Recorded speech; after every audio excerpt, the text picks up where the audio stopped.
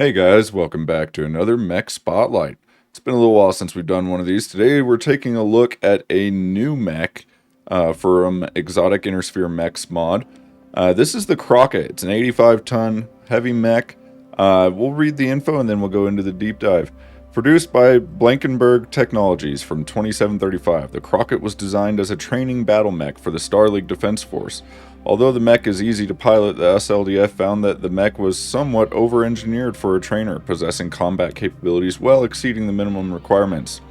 The result was the Crockett seeing wide use on battlefields up until the early stages of the Succession Wars. Like most Lost Tech designs, the Crockett suffered from serious attrition and aggressive downgrades during these conflicts.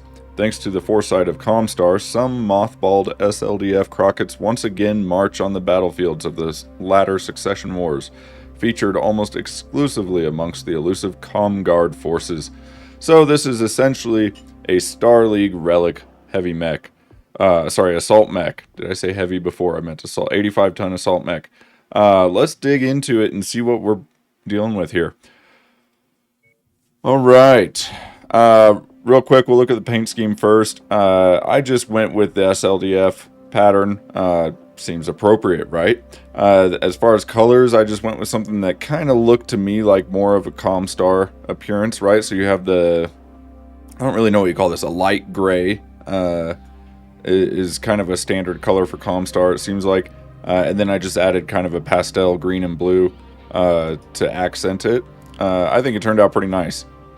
So, other than that, the model, you can see it's kind of similar to some other models. I believe the Battlemaster model was used as the base for this.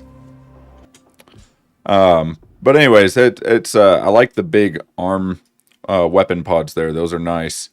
The torso mounted cannons kind of remind me a little bit of cataphract mounts there on the sides like that. But anyways, so the one downside to the model here that I kind of have is the low slung weapon hardpoints. But that's not as big of a deal with the weapons that we're actually using on this guy. So let's go over quirks real quick. We got easy to pilot, turn speed, and decel. Poor life support. This just incoming damage to the head structure is plus 33%.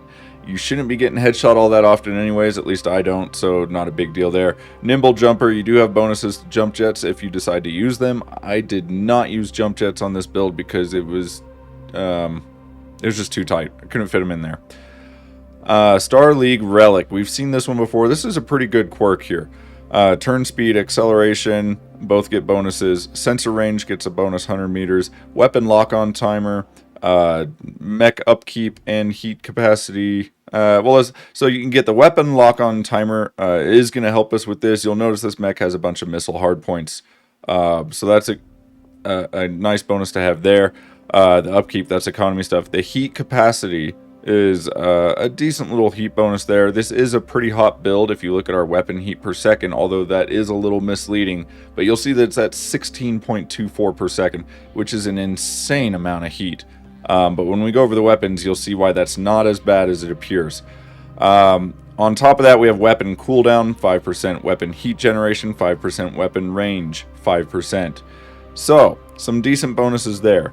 As far as weapons that we used on this build, I wanted to try out some newer or some different, more unique weapons with this. Seeing as it's an older SLDF relic build, I decided we should make it more unique.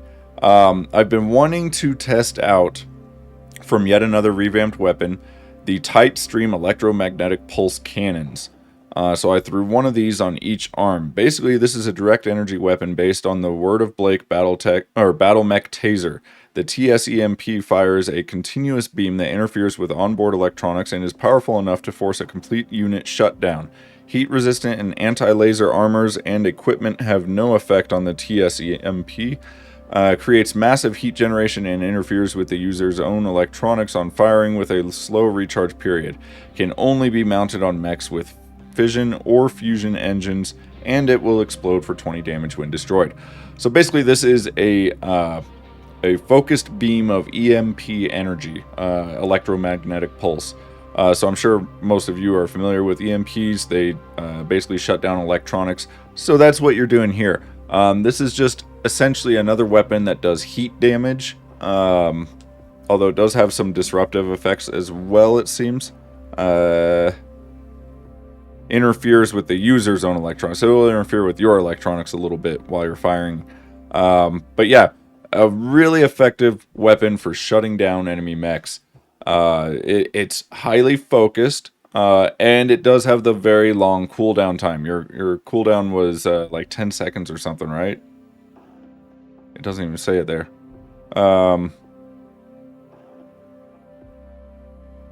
It just says slow recharge period. It's a very slow recharge cooldown.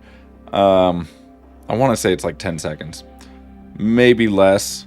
But anyways, we got 2 of these. So with 2 of them, you can shut down an enemy mech on average within, I don't know, probably a few seconds of firing, right? Let's say 4 or 5 seconds and you can have that mech shut down. Which is good because it does create a lot of heat. It says it does 6.4 heat per second. It doesn't seem like it was doing that much. Although it might have been, because with our cooling of 5.21, which is an amazing amount of cooling, that really means that while you're firing only the TSEMPs, you're generating about, what, not even 1, right? No, 1.2 heat per second. And that actually does seem right. So that's about what our heat buildup is firing just the TSEMPs. So fortunately, we do have the higher heat capacity thanks to that bonus that we had. It was on Star League Relic, right? Yep.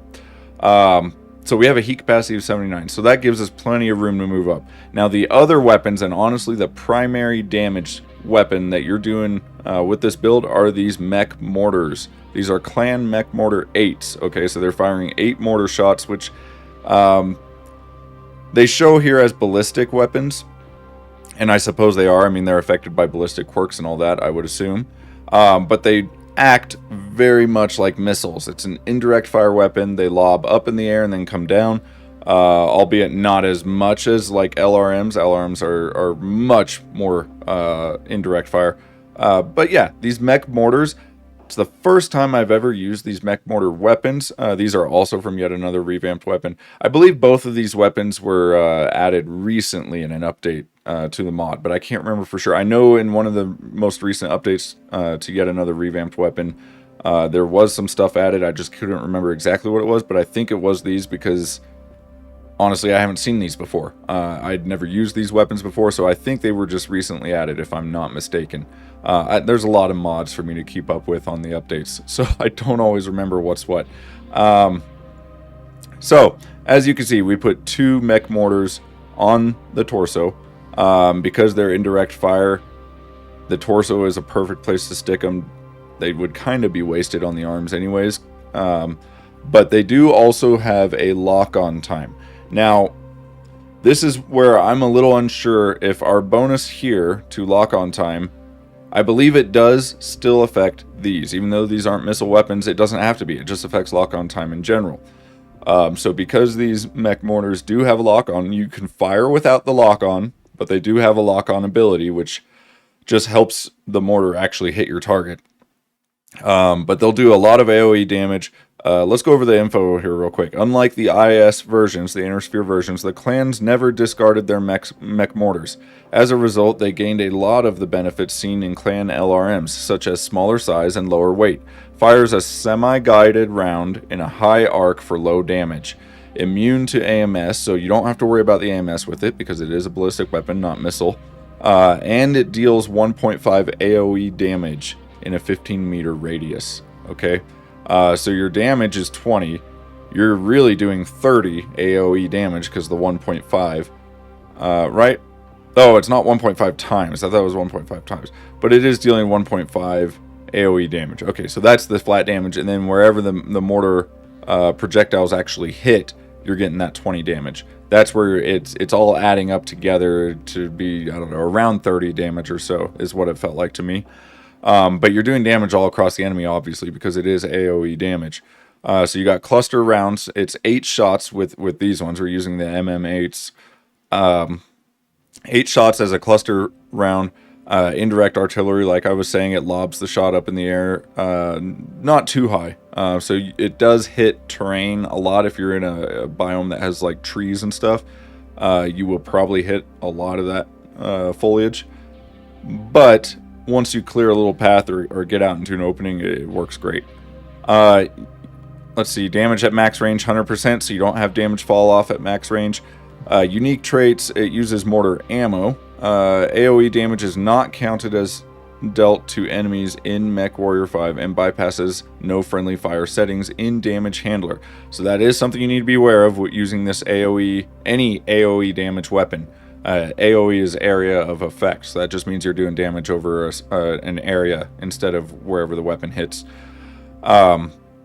So your damage numbers are going to look lower because you're missing all that 1.5 AoE damage.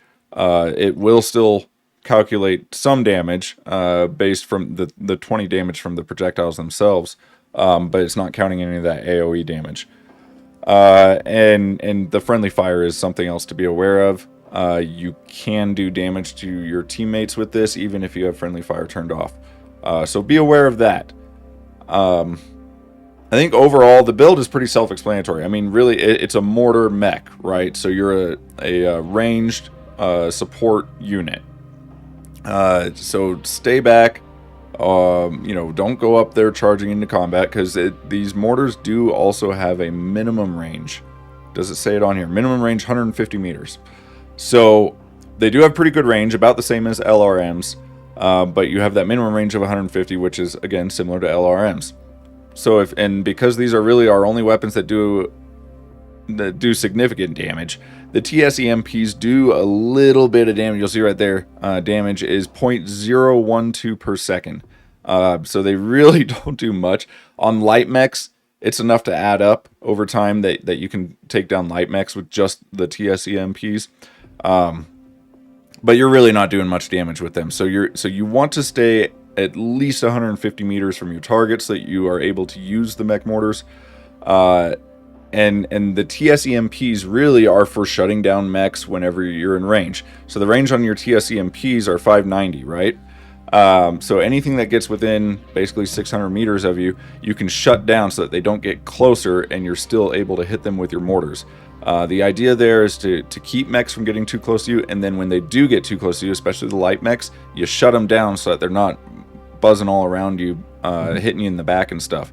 That can be a problem. You can get swarmed in this mech by light mechs, not be able to hit any of them because they're all within your minimum range, so you can't hit them with your mortars.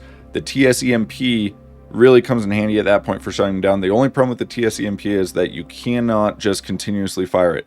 As soon as you let off the trigger from firing it, it's going to go into that long, 10-second or whatever it is cooldown before you can use it again. So you have to keep your finger on the trigger until you're done. Keep an eye on your heat. It will build up heat very quickly. You will overheat if you're not paying attention to it. I did it a couple times. Not a huge deal. Just be aware of it. You know, make sure you're not shutting yourself down or doing override damage in the middle of a big firefight, because that's not going to help you at all. So you really want to use the TSEMPs in shorter bursts. Not really short bursts, but 5-6 seconds you could go without building up too much heat. But if you start holding it down to hit multiple enemies without letting off the trigger, like if you're trying to shut down 2 or 3 mechs, you're going to overheat. Basically, you have just enough juice to shut down a single mech, and then let it cool down, and then you could shut down another one. If you try to go 2 mechs, I think I shut down 2 mechs a couple times without any cooldown in between, just going from one mech to the next without letting off the trigger. So 2 is possible, but it's a little tricky. You want to be in a colder biome. But yeah, possible. 3 mechs, I could never get it to work that well. You're going to overheat before you get to that point. So let's talk about the internals real quick here. I know it's a lot of time. We've discussed this already, going over these new weapon types. There's a lot to think about with these because they are not standard run-of-the-mill weapons. These are kind of specialty weapons, and you need to use them as such. Strategize appropriately. With the mortars having a lock-on, probe is very helpful. I initially tried this without a probe, and you just lose target too often if you're playing in hilly environments, which are a lot of the biomes. So the probe, I would say, is a must-have on this build. It greatly improved my effectiveness, and I wasn't taking nearly as much damage because I didn't have to keep line of sight on a target. I could stay behind cover and still hit them with mortars. Obviously, lots of cooling. We got double sinks everywhere, double heat sinks everywhere. I put as many in as I could fit. We went with 350 engines that we could fit 4 in the engine as well. Clan XL, gyro UL stabilized. We needed the extra weight savings. Royal double heatsink kit. Obviously, we want good cooling here. Along those same lines, FCS heat, retrofit heat.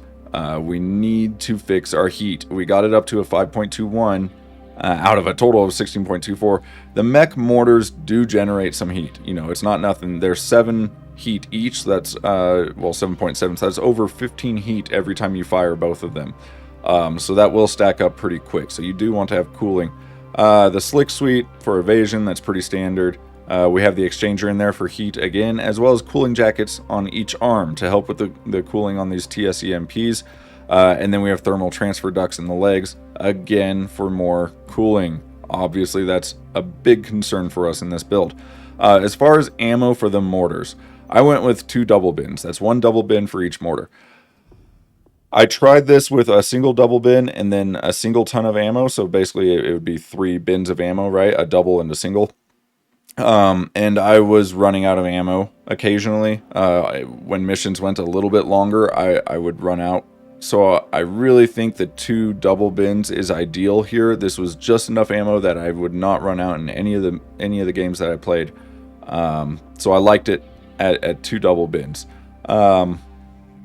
For shorter mission types though, and if you're playing this in campaign mode or career mode, whatever, maybe try that. Try a double bin and a single bin of ammo, and that frees up a little bit of space for something else.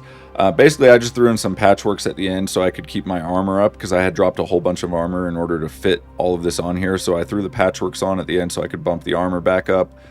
Basically, we have max armor everywhere except for the head is at 20, and then the legs are at 54 each. Still a lot of survivability on this mech. At least it's enough, because you should not be taking a lot of fire with this mech unless, light mechs are swarming you or something, because with the indirect fire nature of your weapon systems, at least the mortars, you can stay behind cover almost as much as you want and still hit your enemies, because the probe allows you to still see them without line of sight. Anything that does get close to you, you can shut down with your TSEMPs, so that they're not doing damage to you. So really, ideally, you should not be taking, theoretically at least, you should not be taking a lot of damage in this mech. But just in case you do, it does still come with almost 500 armor, which is, it's not great for an 85 tonner, but for a support mech like this, that's a healthy amount of armor. So I think it works well. Anything else that I wanted to mention? I think that pretty much covers it. With the 350 engine, you're getting a good amount of speed here. Sensor range, we're up to over 2,000 meters, 2 kilometers. But yeah, we're 66 kph here. It's really an all-around solid build. It feels solid, well-performing mech. It's a support role, so it's not going to be a brawler or anything like that. It's a little bit different from mechs I usually build. But I wanted to switch it up a little bit, do something with more of a support role using these newer weapon types. And I think this really hits the bill. If you have this as a support mech in your Lance, I haven't tried it yet with AI control, but I'm assuming the AI can use these weapons at least somewhat effectively. I would imagine this would be a great support mech for your Lance. So I'll have to try that out. Let me know what you guys think. Let me know if you do try it with AI pilots. What's your experience like? Do they know how to use these weapons, or is it a struggle for them to really understand the nature of this build? I'd be curious to see. Anyways, guys, enjoy the gameplay now. Hope you have a good one, and I'll see you next time.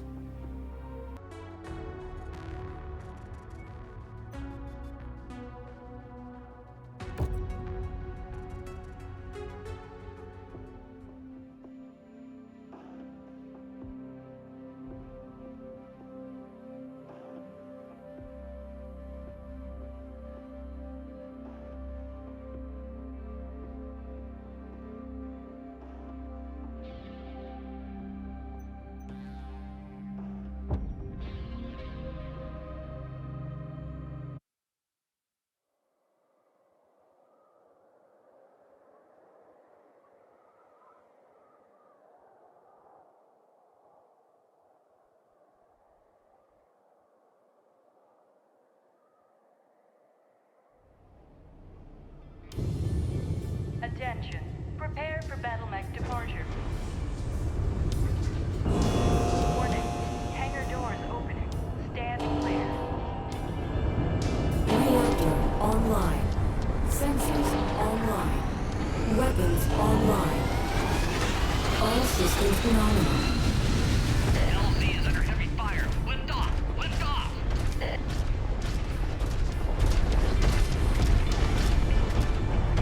Missiles inbound on tagged target. Hostile. Mech ahead. Target acquired. Engaging shared target ID.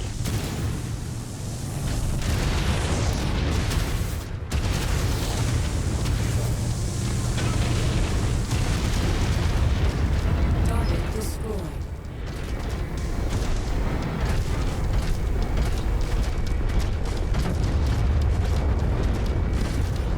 Target acquired. Nearly there, Commander. Approach the hidden object to pick it up.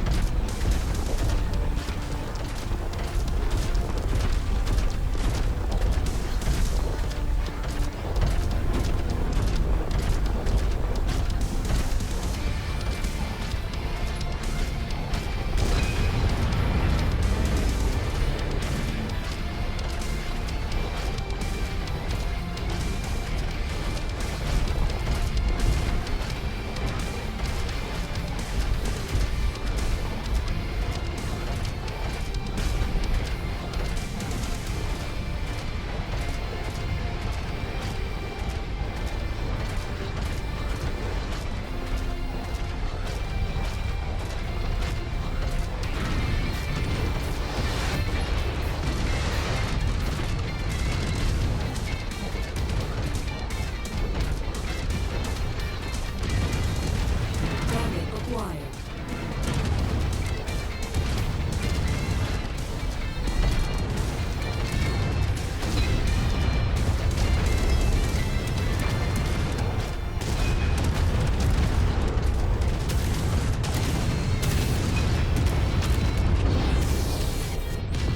Incoming missile.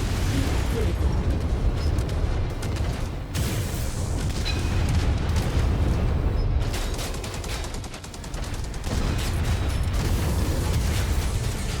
Target destroyed. Target Confirmed, Commander. Moving on target.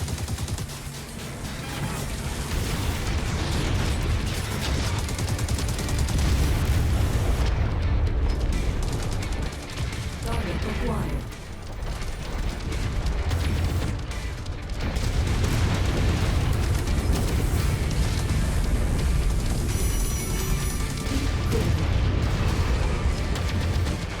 Target destroyed. Coordinating on target's ID.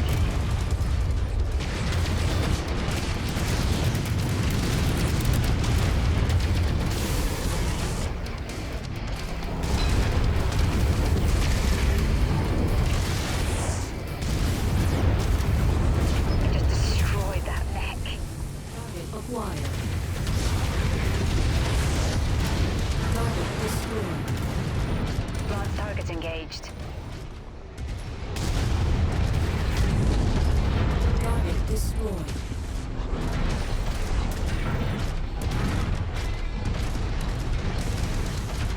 Target acquired.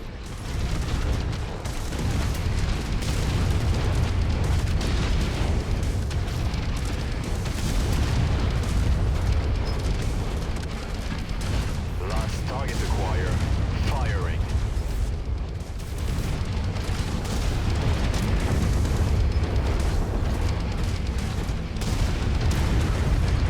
Target destroyed. Target acquired. Attacking shared target. Target destroyed. Focus fire on commander's target. New target annihilated. Target acquired.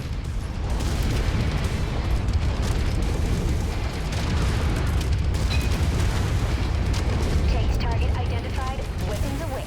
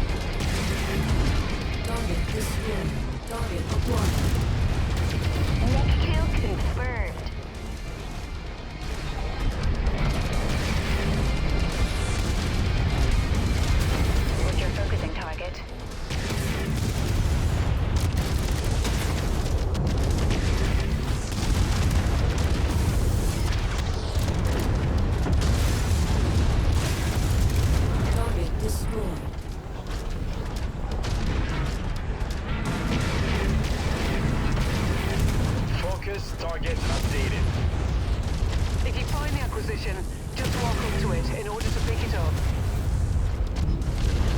Target destroyed. Target On acquired. the commander's target. Incoming missile.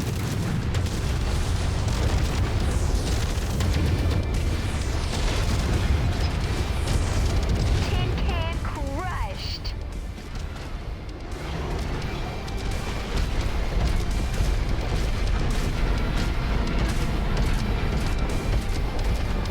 Target acquired.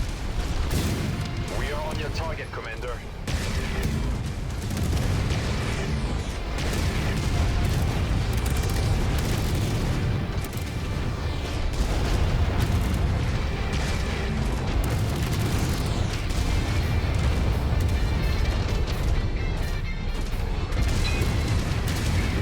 Enemy mech down. Target Engaging commander's target.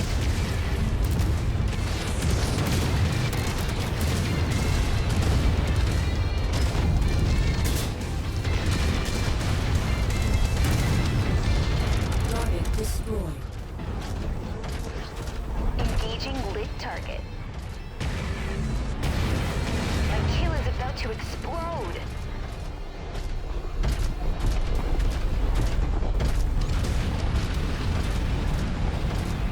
Target acquired. Burn that target down.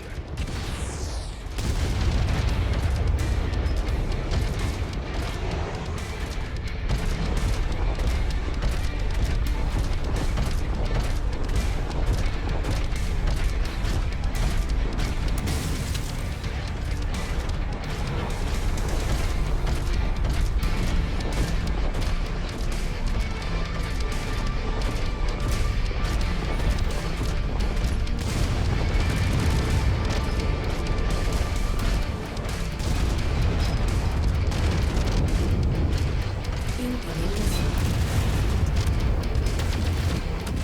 Target destroyed. Target acquired.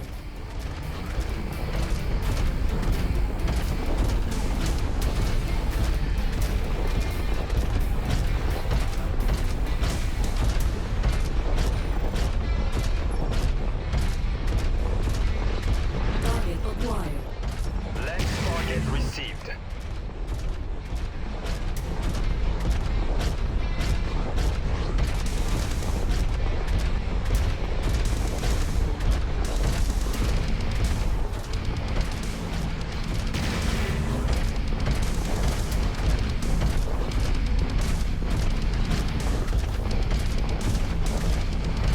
Target acquired. Wilco, focusing fire.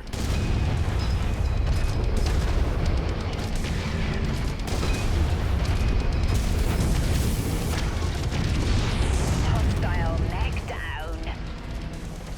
Focus engagement on leads targets.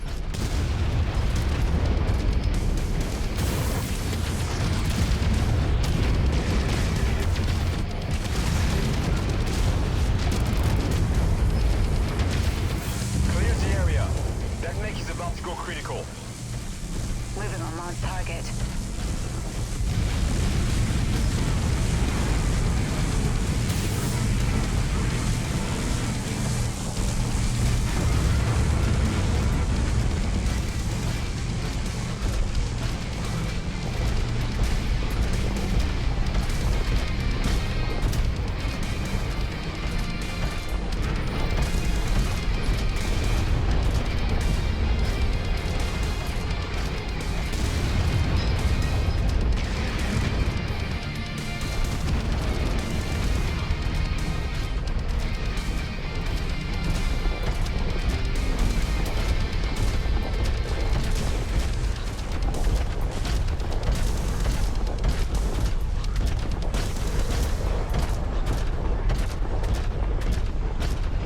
Target acquired.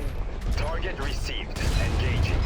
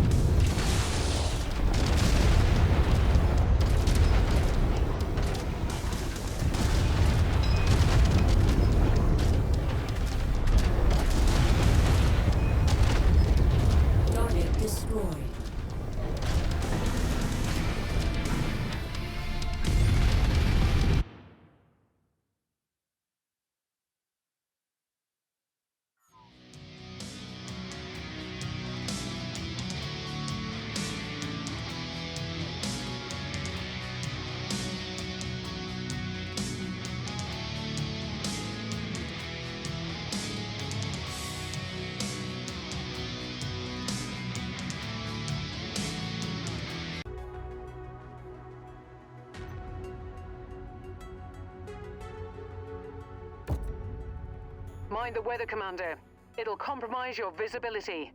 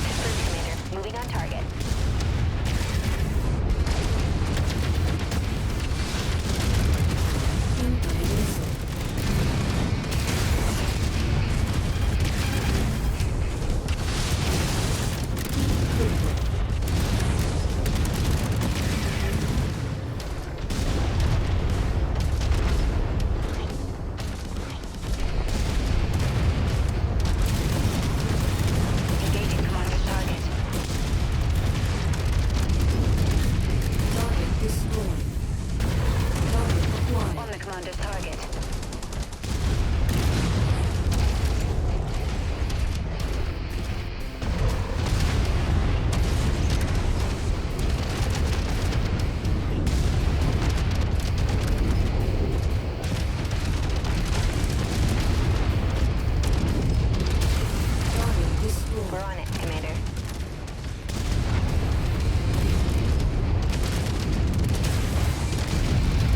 Target destroyed. Coordinating on target's ID.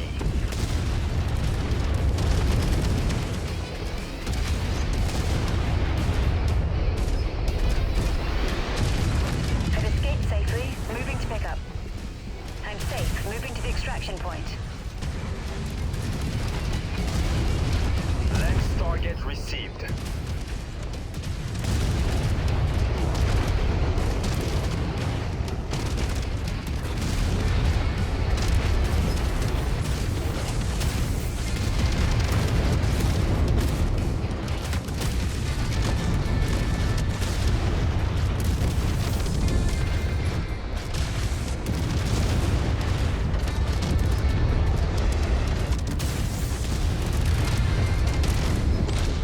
Target destroyed.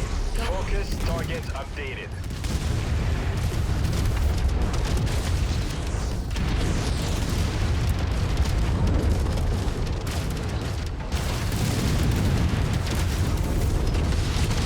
That mech won't be around much longer.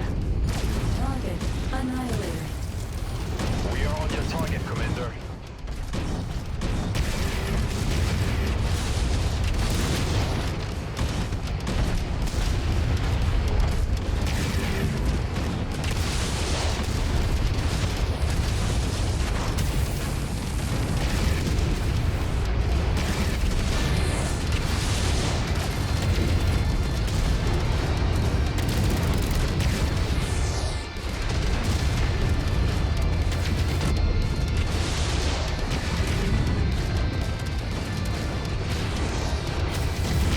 Target acquired.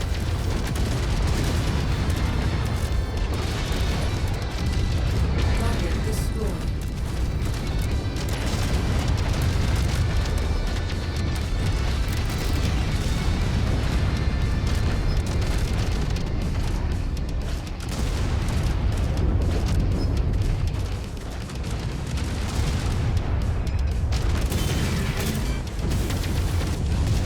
Target destroyed.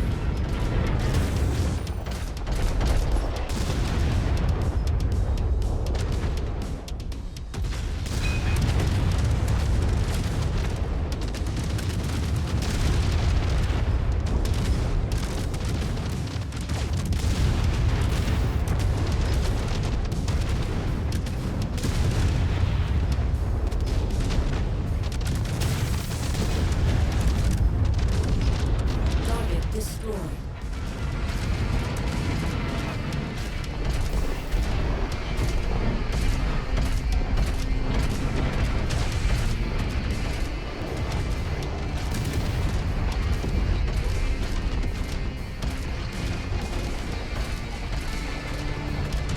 Last target acquire. Firing.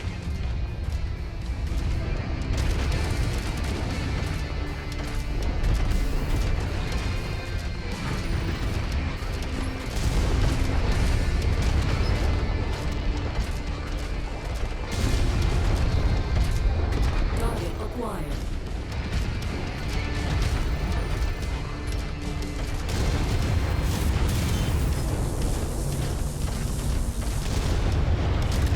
Heat critical.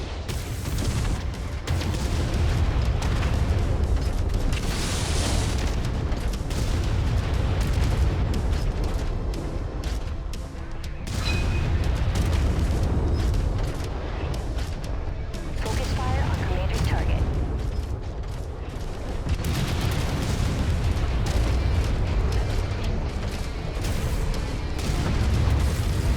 Target destroyed. Target acquired.